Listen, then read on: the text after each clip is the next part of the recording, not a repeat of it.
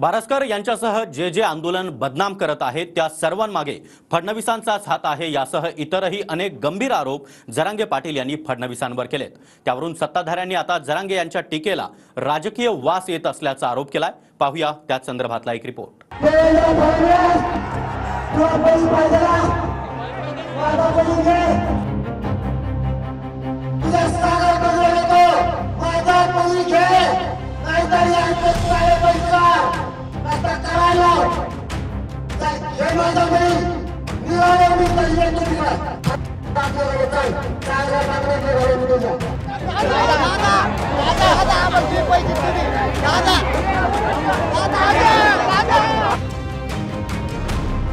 अजय बारस्करांनी केलेल्या आरोपांवरून जरांगे पाटलांनी देवेंद्र फडणवीसांना लक्ष्य करत थेट सागर बंगल्यावर जाण्याचा इशारा दिला।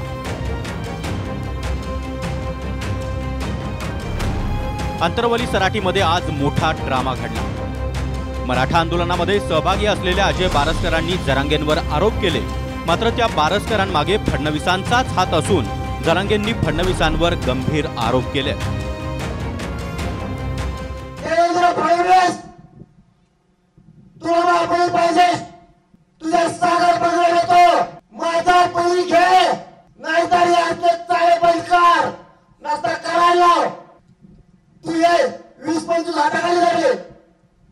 आणि रोज चॅनलच्या माध्यमातून यांना समोर आणून माझ्या विरुद्ध खोटे आरोप करायला येतो।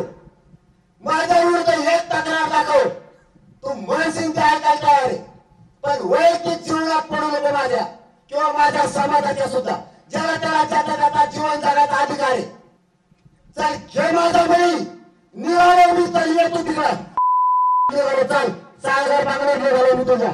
तुमचं जे काय सगळे सोयऱ्यांची जी मागणी आहे ती आज नाही तर उद्या सरकार काय ना काहीतरी तोडगा काढण्यासाठी प्रयत्न करेल ना, पण त्या निमित्ताने ही जे काय वारंवार फक्त नुसतं फडणवीस साहेबांना जे टार्गेट करण्याचं जे काम सुरू आहे, मनोज जरांगेंनी हे लक्षात ठेवावं की आम्ही पण मराठा समाजाचे आहोत। सागर बंगल्याच्या पोचण्याच्या अगोदर एक भिंत म्हणून आम्ही पण तिथे उभे आहोत। पहिले आमची भिंत पार करा आणि मग सागरपर्यंत पोचण्याचा विचार करा। दोन समाजामधला विभाजन करण्याचं पाप सुद्धा या सरकारने केलं। हे काही लपून राहिलेलं नाही। एकाने मराठ्यांना हाताळायचं आणि एकाने ओबीसीना हाताळायचं असं भांडण लावून दोघांची शेवटचा तो पहिला 10% JR काय सांगितलं गेलं, आम्ही ओबीसीच्या हक्काचं काढलं नाही पण आम्ही मराठ्याला दिल्याशिवाय सोडलं नाही, म्हणजे दोन्ही आमच्या खाली या आणि आम्हाला मतदान करा। हा जो डाव होता ना, त्या डावात ते अपयशी ठरले, यशस्वी झाले नाही। फडणवीसांनी ठरवलं तर सगळे सोयऱ्यांची अट लगेच मान्य होईल, मात्र मराठा असो वा धनगर साऱ्या जातीचा फडणवीस फक्त सत्तेसाठी वापर करत असल्याचा आरोपही जरांगेंनी केला। 10% आरक्षण पहिले 13% आरक्षण देवेंद्र फडणवीस होता त्यावर टिकलं। देवेंद्र फडणवीस गेला की कस काय मिळालं, आता पुण्यात आलं की कस काय मिळालं। म्हणजे तुम्हाला समाज म्हणून पाहिजेच नाही, तुम्हाला सत्ता पाहिजे म्हणून पाहिजे। आणि आता माझ्यावर खोटे नाही आरोप करणार, जबरदस्तीनं माझ्या नैत्य अंगावर घालणार। तुम्हाला 10 वेळा सांगितलं होतं की फडणवीसांचं नाव घेऊ नका। ज्या फडणवीसांचे मराठा समाजावरती अनंत उपकार आहेत, त्या फडणवीसांनी मराठा समाजाला आरक्षण दिलं, त्या फडणवीसांचं सारखं सारखं नाव तुम्हाला घ्यायला कोण लावतंय हे आज जनतेसमोर आलंय। पुन्हा एकदा 10% आरक्षण मिळाल्यानंतर आपली खेळलेली खेळी संपली, हे आजच्या तुमच्या पत्रकार परिषदेतून तुमची परिस्थिती लक्षात येते। मराठा समाजावर काय उपकार केले? 16% आधी दिलं होतं पृथ्वीराज बाबांच्या सरकारच्या काळात, नंतर 13% काय उपकार होतं का? ते काय मराठा समाजाला थोडी दिलं होतं? तुम्ही मराठा याच्यात प्रवर्गात थोडी दिलंच नव्हतं। आता 16 झालं, 13 झालं, आता 10 झालं, काय उपकार केले? उपकाराची भाषा करू नये। मराठा समाज सुद्धा या सगळ्या संदर्भात त्यांनी भारतीय जनता पार्टीच्या त्या काळात उभा होता आणि उपकाराची भाषा कोणीही विशेषतः भारतीय जनता पार्टी तर मुळीच करू नये। मग एवढे उपकार केले तर का टिकवलं नाही तुम्ही? तेच वकील होते ना, सरकार तुमचं होतं। आता धनगराचं आरक्षण गेलं होतं कोर्टात, का बोलत नाही तुम्ही त्याच्याविषयी? फडणवीसांबरोबर देशपातळीवर भाजप अनेक नेते आणि मोठ्या जातींना संपवण्याचा डाव रचत असल्याचं देखील जरांगे यांनी म्हटलंय. आपल्या आई बहिणीचे डोके फुटले त्या दिवशी तो पोलिसांकडून झाला आणि आपण सांगितलं हे आई बहिणी तुझ्या आहे आणि त्याला ती माफी मागावं लागली. तवाचा राग त्याच्या डोक्यात आत्तापर्यंत. मी माझ्या आई बहिणीच्या बाजूने राहू नाही का? मी काही चूक नाही केली. दुसरं, त्याला एकदा उपोषण सोडायला यायचं होतं. त्याला डाग धुवून घ्यायचा होता मराठा समाजात आणि तो आई बहिणीला शिव्या दिल्यामुळे मी नाही येऊन दिलं. आणि होय, पहिल्या लाठीचार्जमध्ये त्यांनी माफी मागितली याचा अर्थ असा नाही आहे. शेवटी राज्याचा मंत्री म्हणून माफी मागावी लागतं म्हणून मागितली आहे. पण देवेंद्रजींनी पूर्ण वेळ जरांगेची काळजी घेतली आहे. जरांगेबद्दल पूर्ण सुरक्षा दिली आहे. जरांगेला मुंबईपर्यंत सुरक्षा दिली. आताही जरांगेला गृह खातं सुरक्षा देते आहे. जे गृहमंत्री देवेंद्रजी आहे हे काय करू शकतोय हे तुम्हाला सांगायला लागलो. याला मी सांगतो, याला पक्षाकडे ओढू नका. मी माझ फक्त माणूस म्हणून बोलतो. देवेंद्र फडणवीस काय चीज हे सांगतो. बामणी कावा माझ्या विरोधात चलू देणार नाही याला मनोज जरांगे मराठ्याचं पोट म्हणतो. माधव जानकर साहेबाचा धनगराचा नेता म्हणून मोठा नाही होऊ देणार कधीच. छगन भुजबळ कव्हाच राष्ट्रवादी सोडू शकत आणि अजित पवारचं त्याचं चमच सुद्धा नाही. तर ते दोघं एकीकडे जोडू शकत नाही. तरी बी पुन्हा जेलला देवेंद्र फडणवीस टाकेन म्हणून छगन भुजबळला तिकडे अजित पवारचं त्याचं पटत नसून जावं लागलं. एकनाथ शिंदे साहेब कव्हा शिवसेना सोडू शकत नाहीत. बाळासाहेब ठाकरेचा विचार ना विलासानं त्यांना तिकडं माघारी जावं लागलं. अशोक चव्हाणांच्या घरात 3दा मुख्यमंत्री पद दिले बापासह. कव्हाच काँग्रेस सोडू शकत नाही. तो कव्हाच पण जावं लागलं. ब्राह्मण शब्दावरनं ब्राह्मण जातीवर ज्या पद्धतीने अश्लील शब्दामध्ये जरांगेकडनं टीका करण्यात आली, खरं तर हा महाराष्ट्र कधीही माफ करणार नाही. हा महाराष्ट्र संस्कारमय महाराष्ट्र आहे. काय चूक आहे देवेंद्रजींची? 2014 ते 19 मुख्यमंत्री असताना रात्र रात्र जागून देवेंद्रजींनी मराठा आरक्षण दिलं. साक्षीदार आम्ही आहोत. 40 वर्ष ज्यांची सत्ता होती त्यांनी आरक्षण दिले नाही. त्यांना एक शब्द बोलत नाही.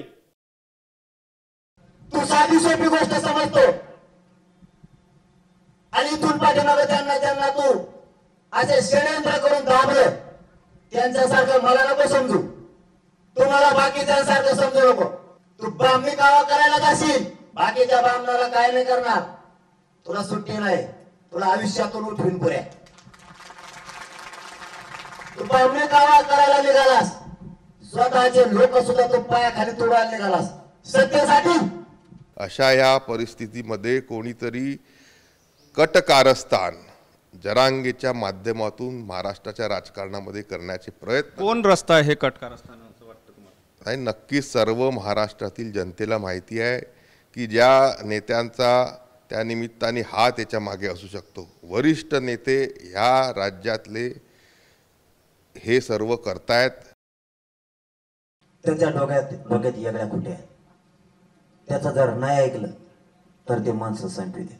मी पक्ष म्हणून बोलत नाही, माणूस म्हणून तुमच्याशी बोलतो आणि त्याला त्याचे गुलाम म्हणून ऐकणारी जात लागते.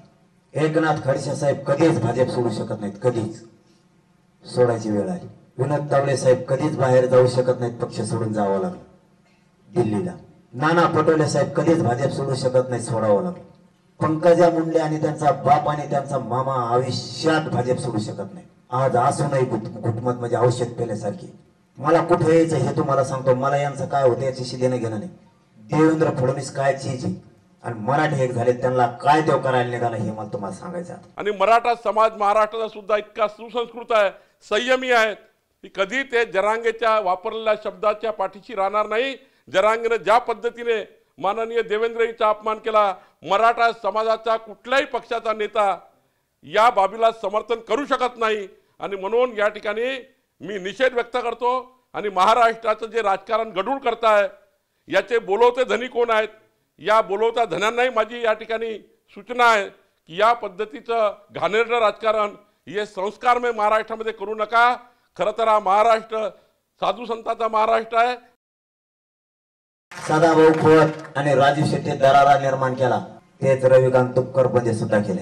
या सुनील तटकरेची उभ्या हयात राष्ट्रवादीत गेले आणि राष्ट्रवादी मोठी केली आणि सोडू शकत नाही त्या माणसाला एका रात्री तिकडे यावं लागलं.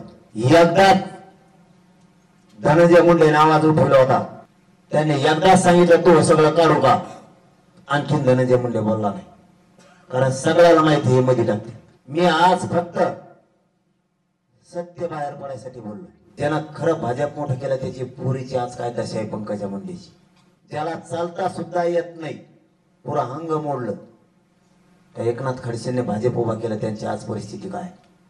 याचा जर नाही ऐकलं तर ह्यो मानावर उलट टाकतो आणि ते तेवढा मायावर असला. याचे बोलवते धनी कोण आहेत? या बोलवत्या धन्यांनाही माझी या ठिकाणी सूचना आहे की या पद्धतीचं घाणेरडं राजकारण हे संस्कारमय महाराष्ट्रामध्ये करू नका. खरं तर हा महाराष्ट्र साधू संतांचा महाराष्ट्र आहे, या महाराष्ट्राला गालबोट लावू नका.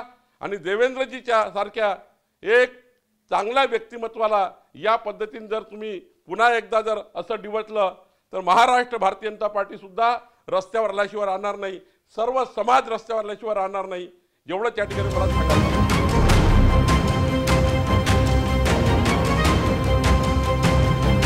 Bureau report TV9 Marathi.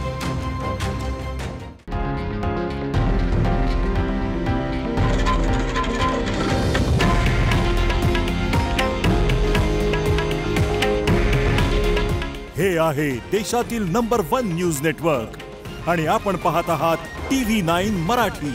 काळजी तुमची, हित महाराष्ट्राचं.